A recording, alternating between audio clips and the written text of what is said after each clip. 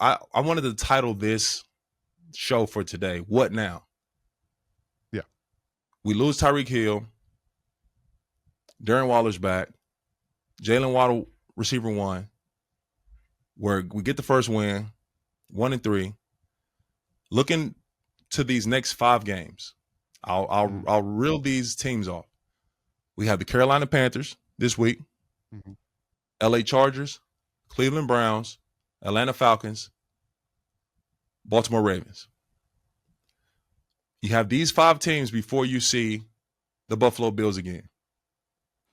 You have these 5 teams before you see the Bills again. Panthers, Chargers, Browns, Falcons, Ravens. What now? Give me what you think happens next over the course of these 5 weeks, and I'll give you my take. So this upcoming game against the Carolina Panthers is a good turning point, right? Because right now we're sitting at 1-3. You're facing a Panthers team that, again, kind of like the Jets, aren't great, especially in certain aspects of their team. And this is a team that you should be able to take full advantage of, especially with their offensive line.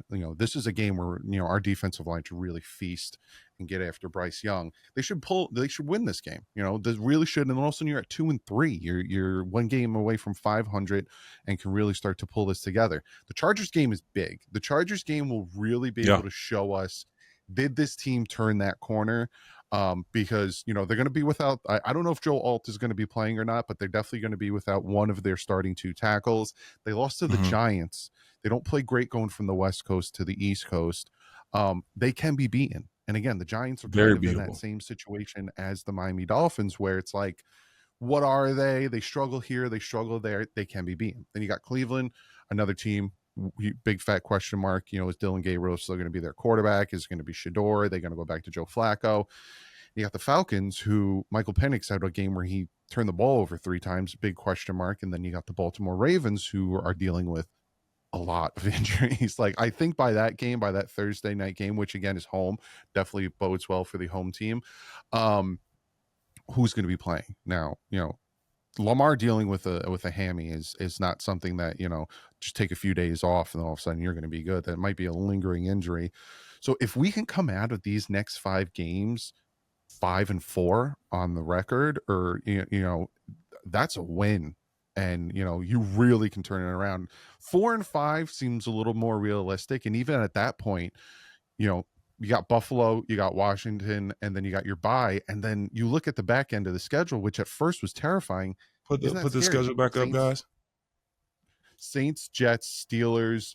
You got the Bengals without Joe Burrow, who are not good. This team, if they can just turn it around and just get themselves straight, they can still potentially make the playoffs, which is crazy to say starting 0-3. Yeah. I feel the same way. Looking at the schedule, the margin of error is very small. You did that to yourself with your 1-3 start, right? So you can't afford to drop a game against the Panthers. You can't afford to drop the game against the Browns. You can't afford to drop the game against these teams. Now you got to go beat the Chargers.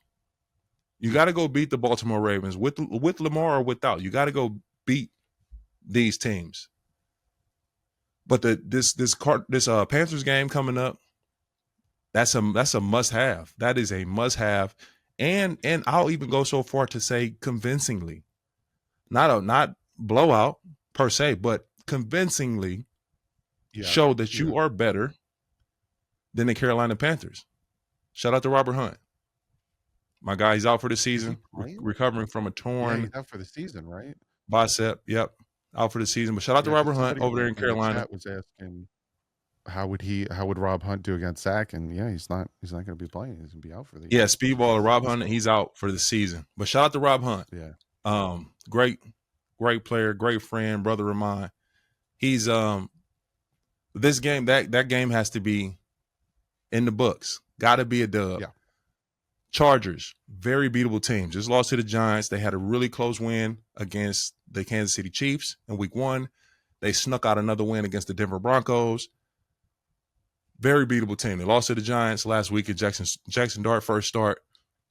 Very beatable team. Atlanta, very beatable team. Carolina smacked them. BTA. Seriously. It was a 40-0. BTA. For sure. I think Atlanta responded last week with a win. They beat somebody pretty nice. They are a talented team. Don't get me wrong. They are. Cleveland Browns. They surprised the Packers. They upset the Packers. That defense in Cleveland is real. I'll give them that. That defense in Cleveland is real. That got to be a win for the Miami Dolphins. Has to be a win. And Baltimore Ravens, that their defense struggling mightily. It really is. 100%. Lamar Jackson is incredible. He is everything as advertised. He is phenomenal. That is a very beatable team. Different than years prior. This is a different Baltimore Ravens team that we've known throughout the last few years. That's not the same product that they're putting on the field. I don't see why. I'm not saying the Dolphins are going to go 5-0 over these next 5. I just have a hard time finding why not.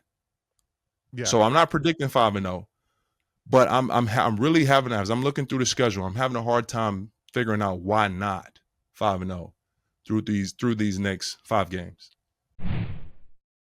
Thank you so much for tuning into The Set with T-stead. Please remember to like, share, comment, and subscribe. We are here every Monday, every Thursday, live on The Set. Peace.